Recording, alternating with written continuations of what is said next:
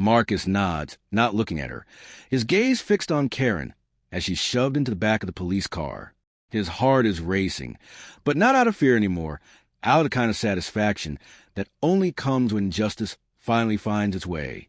The neighborhood, once divided by fear and silence, is beginning to stir. People are talking to each other now, their voices low but eager.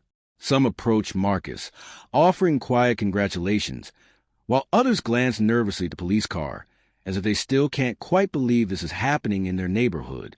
"I never thought she'd go this far," one of the neighbors murmurs, shaking their head in disbelief.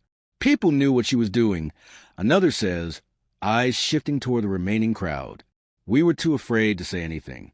I guess we were wrong." The words cut through the tension, but it's more than just a conversation. The truth has sunken deep. The community, this tight-knit, once compliant group of neighbors, has been forced to reckon with its own complicity. There were whispers, suspicions, but no one wanted to speak up. No one wanted to rock the boat. Now they can't deny it. They've been part of the system that let Karen get away with things for far too long. As the police car pulls away, Karen's face presses against the window, eyes burning with rage. But even through the haze of anger, she can't hide the fear. She knows what's coming. The HOA will never be the same. Her reputation is in shambles, and the fallout from her arrest will ruin her. People will talk. Her power, once unquestioned, is gone. "Do you think she'll get away with it?" another neighbor asks, her voice thick with doubt. Marcus glances around the group, locking eyes with each person in turn. His voice is steady, firm, a reflection of everything he's been through. "No, she won't. And neither will anyone else who thinks they can use power like that to hurt people." There's a ripple of understanding. Some of the neighbors look down, ashamed, others nodding, as if something inside them has clicked into place. The community is no longer just a collection of houses, a set of rules to follow. It's a group of people who have a responsibility to each other, to stand up against injustice. And today, they've learned that lesson. As the crowd begins to disperse, leaving Marcus standing there, alone but not quite, he watches the sun dip lower into the sky. He feels the weight of everything that's happened. The anger, the fear, the long night spent wondering if it was worth fighting back. But now, he can finally feel the peace settling in. In the distance, a few neighbors wave at him, and he waves back. It's awkward at first, the small gestures of solidarity, but it's real. There's a shift in the air, a quiet acknowledgement that things have changed. They've seen him. They've heard him. They've witnessed his fight for dignity and respect. Marcus turns and walks back toward his house, his steps lighter than they've been in months. The fence is still there, but it doesn't matter anymore. The real victory was reclaiming his sense of self, reclaiming his power. As he steps into his living room, he pauses for a moment, staring at the family photos on the wall. His wife, his kids, his father. People who supported him, who believed in him when it seemed like the world was against him. He thinks of all the times he's questioned whether he was doing the right thing. All the days when it felt like no one cared. But now, as he stands there in the quiet aftermath, he knows the answer. He was right, and he did it. The door behind him opens, and his wife enters, smiling. "You did it," she says, voice soft but full of pride. "You really did it." Marcus looks at her, his eyes still full of fire, but now it's the fire of victory. He nods slowly, the weight in his chest easing.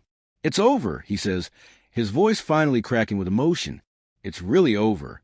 And for the first time in a long time, Marcus feels like he can breathe. The fight, the struggle, the pain, it's all behind him.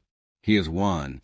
And that victory will last, not just for him, but for everyone in this neighborhood who's finally learned what it means to stand up against injustice, to fight for what's right. The world feels a little bit lighter now, a little bit more just... And Marcus, standing in the middle of it all, knows that no matter what comes next, he's ready. Karen stands frozen, her eyes wide, trying to process the collapse of her world. The neighbors behind Marcus are silent now, watching, waiting. She's always been in control, always the one calling the shots. But here, in front of all these people, she's no longer the one pulling the strings. She's a puppet, and Marcus holds a knife. "You're making a huge mistake, Marcus," Karen says, her voice barely above a whisper. There's no bravado left in her, no cocky arrogance, just fear. "You can't just do this. You can't accuse me of—" "You've been using your position to hurt people," Marcus interrupts, his voice cutting through her weak protests. "And I'm not the only one you've targeted." A murmur ripples through the crowd. People start shifting uncomfortably, their eyes darting between Marcus and Karen. The facade she's carefully crafted is crumbling in real time. Her entitlement, her manipulation, it's all being exposed. "I have proof of more than just this," Marcus continues, his voice gaining strength as he steps closer. "This isn't just about my fence, Karen. You've been running a racket with the HOA, using it to intimidate, harass, and discriminate." Karen's face turns red with fury. Her hands tremble, but she tries to push back, her arrogance trying to resurface. "You don't know what you're talking about. I've done nothing wrong. These people don't care about your lies." But as she speaks, there's a shift, a new element in the situation. A figure emerges from the side street. Officer Daniels, the local police officer who patrols the neighborhood. He's wearing his uniform, a stern expression etched into his face. His presence immediately shifts the dynamics. As the crowd takes a collective breath, Marcus has called in reinforcements. "Everything all right here?" Officer Daniels asks, his eyes scanning the group, landing on Karen, who visibly stiffens. Karen opens her mouth, but words fail her for a moment. She tries to smile, but it's a thin, desperate thing. "Officer Daniels," she says, trying to play the part, "I'm just enforcing the rules. This man is making false accusations against me, and—" "Karen, I've already heard enough." Officer Daniels cuts her off, his voice calm but firm. He turns to the crowd. "I've been getting reports about you for weeks now. Multiple complaints. People saying you've been using your HOA position to bully residents. Seems like you've been targeting a lot more than just Marcus here." The air feels charged now, heavy with the weight of the truth. Karen's face goes pale, her eyes darting between Marcus, the officer, and the group of neighbors that has now surrounded her. Her carefully constructed empire of power is beginning to crack. "Wait," Karen stammers, her voice rising in panic. "This isn't what it seems. I've been following the rules. I'm just doing my job." Officer Daniel steps forward, pulling out his phone. "You know, Karen, the HOA board sent me something yesterday. A few of your fellow members have expressed concern about your methods. And guess what I found? Security footage from a neighbor's camera. We've got you on video. Karen, you going onto Marcus's property, tampering with his fence." Karen's face drops. The realization hits her hard, her arrogance quickly dissolving into desperation. I didn't." Her words falter, and she takes a step back, the lies falling apart like sand slipping through her fingers. The neighbors murmur, disbelief flashing across their faces. They've heard the whispers, but seeing it laid out so clearly is a different thing entirely. The truth is too big to ignore now. The officer continues, his tone unwavering. "Not only that, but I've also reviewed emails from the HOA's internal records. Several residents have filed complaints, and your responses have been inconsistent. Targeting one neighbor and ignoring others? That's not enforcement. That's personal, and the law doesn't protect that." Karen stumbles backward, her back hitting the edge of her SUV. "You can't do this," she says, her voice cracking. "I've been in charge of this community for years. People respect me." "They respected you because they were afraid of you," Marcus responds, his voice calm, his words sharp. "But not anymore. You can't control this community through fear, Karen, and you can't use your position to hurt people just because you think you can get away with it." Officer Daniels takes a step toward Karen, his expression hardening. "Karen, I'm going to need you to step aside. We'll be looking into this, and I'll be filing a report. You're under investigation for harassment, abuse of power, and potentially more." Karen's eyes dart around, looking for a way out, but it's too late. Her world is unraveling in front of her, the lies she's told, the manipulation she's used, all coming back to haunt her. She opens her mouth to protest, but the words won't come. The crowd has turned against her. Marcus watches with a quiet sense of satisfaction. It's not just about the fence anymore. It's about showing the world, that people like Karen can't keep exploiting their power and getting away with it. Karen looks back at him, her face filled with rage and fear. "This isn't over," she spits out. "You'll regret this." Marcus doesn't flinch. He's already won. The truth has been exposed, and Karen's world is falling apart. The tension in the air begins to dissipate as the neighborhood watches her crumble. The power she once held is gone, and all that's left is the wreckage of her arrogance. As Officer Daniels moves to handcuff her, Marcus feels the weight of the past few weeks lift off his shoulders. He's not just taking back his yard. He's taking back his dignity, his peace, and his right to be treated with respect. And it feels damn good. The handcuffs click around Karen's wrists with finality that sends a shiver through the crowd. She's stunned, her face pale, her eyes wide with disbelief as Officer Daniels leads her toward his patrol car. Her mouth moves, but no sound comes out, just an ugly, strangled silence. This is happening. This is real. For the first time in what feels like forever, Marcus breathes deeply, his shoulders dropping from their rigid stance. The weight that's been on him for months begins to lift. The injustice he's been forced to endure, the powerlessness he felt every time Karen used the HOA to terrorize him, is now a thing of the past. The neighbors stand still, some of their mouths hanging open, others shaking their heads, as if trying to process what they've just witnessed. Teresa steps closer, her hand on Marcus's shoulder.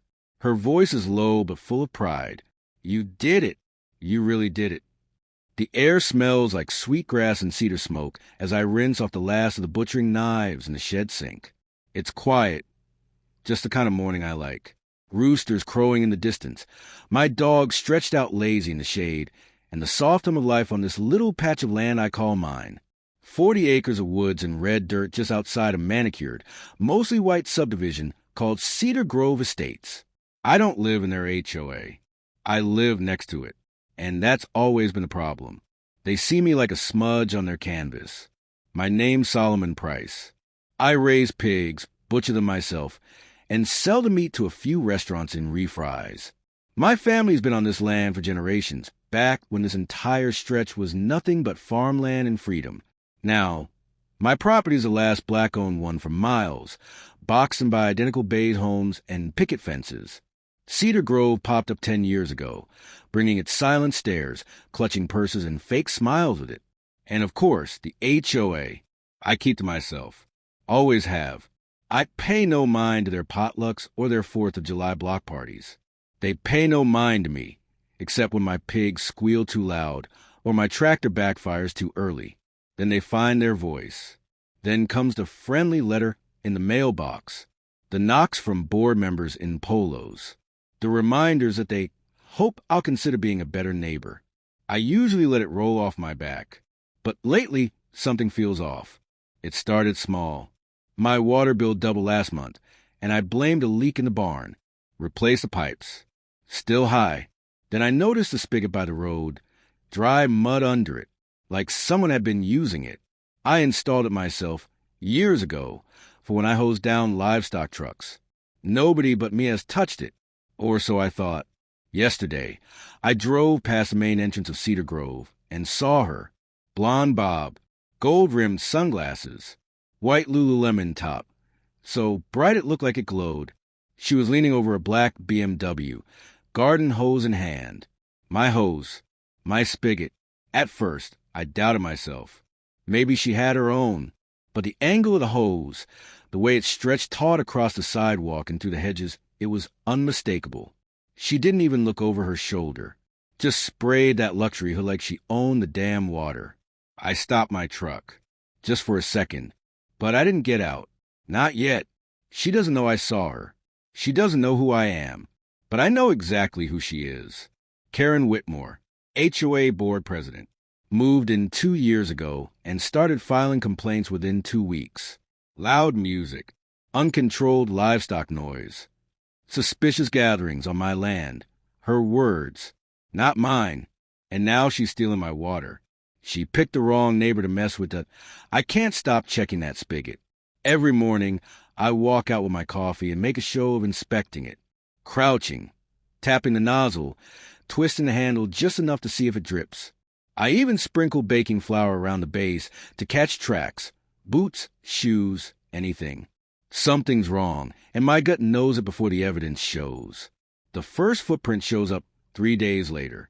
Narrow sole, no tread, probably a woman's athletic shoe. Not mine, not my nephew's. Definitely not the farmhand's. It's faint, almost washed away, but it's there. That same day, I catch her again. I'm driving back from town with a sack of feed in the back and a smoked brisket sandwich in my lap when I see the shimmer. Sunlight on water, droplets arcing in the air like diamonds. And there she is, same black BMW, same sunglasses, same smug half-smile. Karen Whitmore. Her little poodle yaps from the porch as she runs a rag down the front grill like she's posing for a damn car commercial. The hose trails across the sidewalk. From my side, I pull over, engine idling, and just watch. She doesn't see me. Or maybe she does and doesn't care. That's worse. Then I notice something chilling. She's not even hiding it. The hose is looped through a wire gap in the fence. She's clearly been doing this for a while, long enough to make a path. The grass along the spigot's trail is worn down, muddy. She's stealing water in plain sight, like it's her right. Because to her, it probably is. She lives in a neighborhood that treats blackness as either invisible or threatening. I'm the quiet farmer on the outskirts, the man with dark skin and rough hands and no HOA title to throw around. Just land. And legacy. And eyes wide open now. I decide to test something. That night, I shut off the water to that spigot completely, close the valve inside the barn, and lock the panel. Next morning, there's a knock at my front gate. She's standing there, arms crossed, posture tight like she's been personally inconvenienced by the sun. "Excuse me," she says like she's rehearsed it. "I notice your water line seems to be off. It's affecting neighborhood utility pressure. The HOA asked me to look into it." Lies. Every word. I nod slowly, stepping onto the porch, coffee in hand. "Didn't know my farm was part of your neighborhood." She falters for just a second. "Well, it's all connected, isn't it? The water table, system lines, municipal flow." I don't answer, just sip and stare. She huffs. It would be neighborly to cooperate. And there it is, that edge in her voice, that gleaming entitlement. She doesn't ask. She demands. And I'm not supposed to question it. But now I'm certain. She's been siphoning my water. And she just made it personal. 2 days after the gate visit, I install a trail cam in the hedges by the spigot. Camouflage casing. Night vision. Motion trigger. It's the same one I use for coyotes near the chicken coop. Now, it's for something far slicker than a wild animal. Someone who thinks she's too polished to get caught with dirt on her hands. It only takes one night. I scroll through the SD card, coffee steaming beside me. Then I see it, time stamped at 6:07 a.m., just after sunrise. Karen, hoodie over her head like that makes her invisible. She snakes the hose under the fence, turns the spigot, and waits. She even checks over her shoulder, then nods to herself and goes back across the street. Smug, methodical, guilty. I take the footage straight to the water board office in Reef Rise, a tiny building tucked between a laundromat and a vape shop. The clerk, a young black guy named Dante, scrolls through the video, jaw tightening. "She doesn't have permission to access your line?" he asks. She doesn't even ask. He whistles low. "This is illegal, man. Water theft. Maybe even meter tampering." We draft a formal complaint, but I know a letter won't stop Karen. She's not stealing water because she needs to. She's doing it because she thinks no one will stop her. And for weeks, no one has. That changes when I tape a printed still of her at the spigot, face and all, to my front gate. By noon, the whole neighborhood knows. That afternoon, I get the email. Subject line, unauthorized signage and harassment of board member. It's from the Cedar Grove HOA. I'm not part of it, but they sure act like I am. The message accuses me of public defamation, disturbing neighborhood harmony, and you guessed it, hostile conduct. No mention of the theft. No mention of Karen.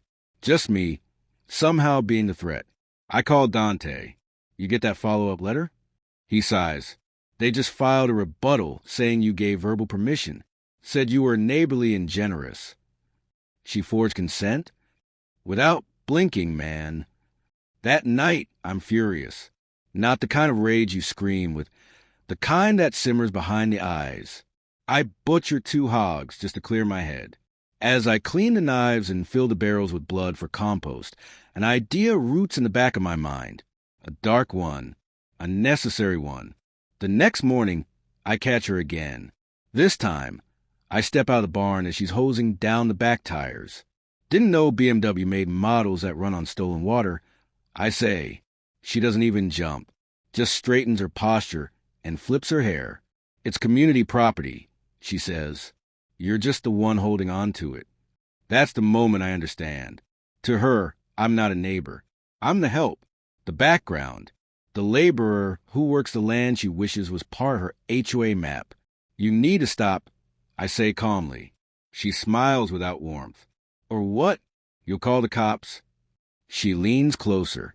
You really think they believe you over me? There it is. Laid bare. Racial injustice. Dressed in designer sunglasses and fake HOA authority. Her smile says she's done this before and gotten away with it every time. But this time, she picked the wrong man. And now, she's about to find out what happens when a butcher stops turn the other cheek. Saturday, high noon, sun blazing over Cedar Grove like it's daring someone to snap. And today, someone does. I wait until she's in full stride. BMW parked curbside, hose dragged across the sidewalk like a lazy python. She's got on yoga pants and a visor like she just left a tennis match she didn't win. But that smug look is still plastered across her face like she owns a damn block. I step out of the barn, arms crossed. My boots crunch gravel, slow and deliberate. She doesn't flinch. Oh, good, she says brightly. I was just about to knock. Your spigot's acting up again. Pressure's low. You should check your HOA's pressure. I say, they've been blowing a lot of steam lately. She laughs. Cute, but this is serious, Reggie. If you don't stop your antics, the board will escalate things. There are ordinances, fines, liens. There is again her favorite card, the threat of bureaucracy weaponized like a dagger. She thinks I'm scared of paperwork. That because I've got dirt under my nails and pigs in my barn, I'll fold under HOA letterhead. She's dead wrong. You're trespassing. I say. Her smile sharpens. And you're harassing. The HOA is prepared to serve you notice. You've made things uncomfortable for several residents. This is your final warning. I step closer. You mean your final mistake. She blinks. Because you forgot something. I say. I'm not just a farmer. I'm a licensed butcher, USDA certified. And every drop of that water you've been stealing, it was never just water. Her lips part slightly. Confusion flickers. She sniffs. Wait! Her eyes dart a hose. What's that smell? It's faint now. Metallic.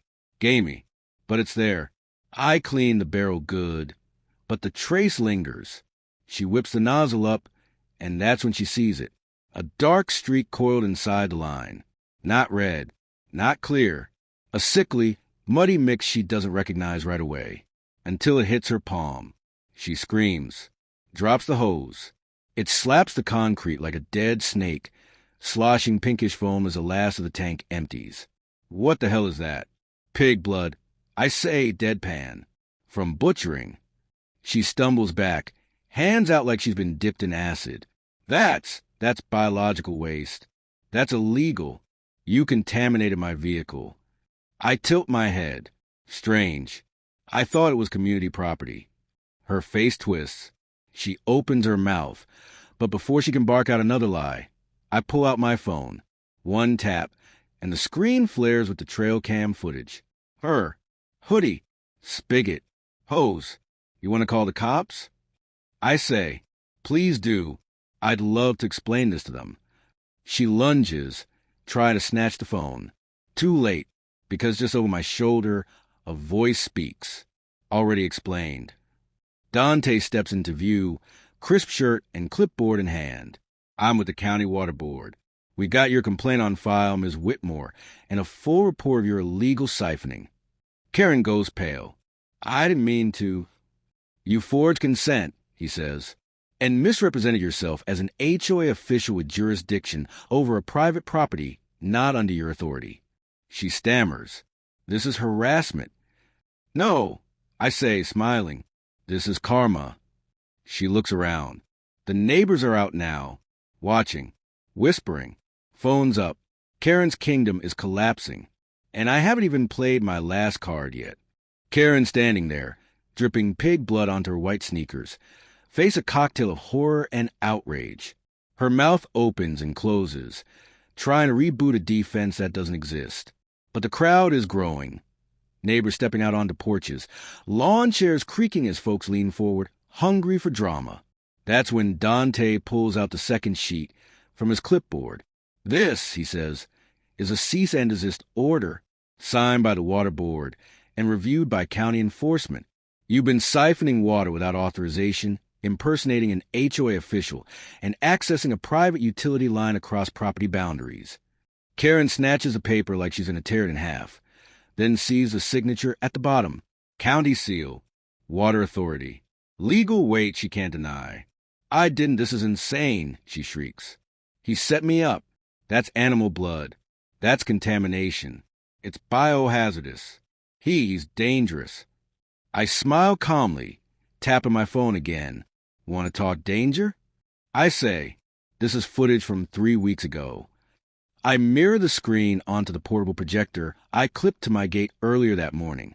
It flickers to life against the white side wall of my barn. Everyone turns to look. It plays silently.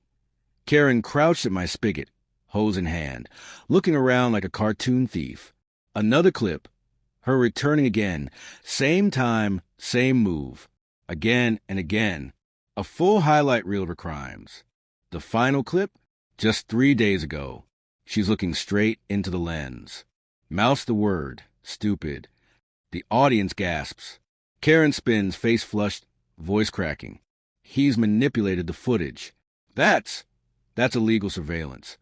Actually, Dante says, pulling another document, trail cam footage on your own land is legal under state code, especially when used to document trespassing or theft.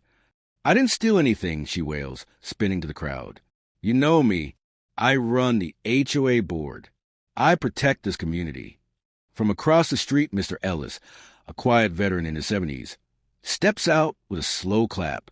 Funny, this part of the street ain't even under HOA jurisdiction. Never was. Gasps ripple. Karen goes stiff. We opted out, he adds. Voted 20 years ago. You weren't even living here.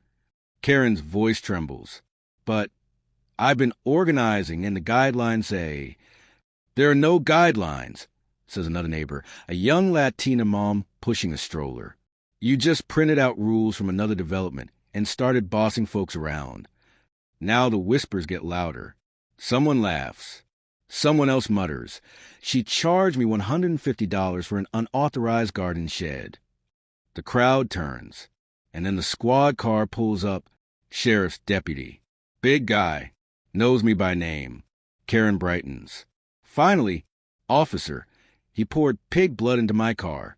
I want him arrested. The deputy blinks slowly. Ma'am, we already reviewed the case. Got a report from the county. You're not listed as HOA. No authority.